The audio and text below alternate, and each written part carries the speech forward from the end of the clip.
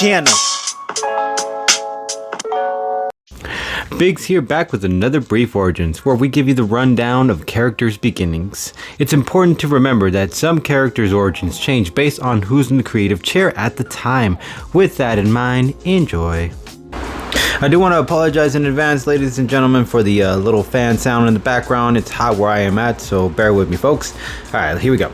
The question, who created us, was played with in this sci-fi story. And species known as the engineers were the ones who created humans, but it turns out the engineers at some point in time wanted to eliminate their creations using a new creation not of human based. But before they could do that, their newfound creation backfired on them as the engineers were taken out one by one until their spacecraft crashed on a planet and left there till the end of time. That was until humans tracked its whereabouts to search for questions to answers they really didn't want to hear. Once the android on board decided to continue the engineers' experiments, the crew from the ship was doomed, along with the rescue team discovering a beacon to the planet the android decided to inhabit.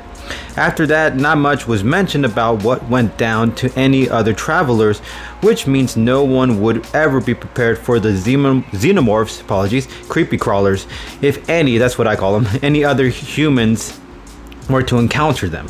That's when a salvaging team 16 years later receives what they thought was a distress signal, which turns out to be actually a warning signal. Now they set course in the, hopefully I say this right, Nostromo ship to check it out. But when they got there to search the ship, one of their own gets infected with something that latches itself on his face.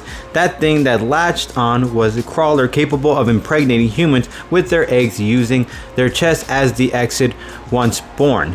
Not knowing what it was, Lieutenant Ripley advised the crew from allowing the infected back on board the ship based on protocol, which another crew member disobeyed and allowed the infected in anyways. Turns out the crew member who disobeyed the order was secretly an android working for the corporation to retrieve the specimen developing inside the infected one.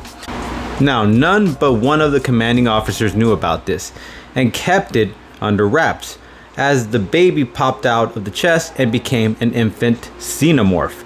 It would eventually escape the humans and began wreaking havoc on board the ship. Ripley would be the last sole survivor during this run, but wouldn't be the last xenomorph she would have to dance with. And as always, guys, if you guys enjoy our content, you know what you guys can do. You can share, you can like, or you can subscribe to our channel. When you guys subscribe to our channel, you know what you do. You guys are building our empire and allowing us to provide you guys with even much more greater content for you guys to enjoy.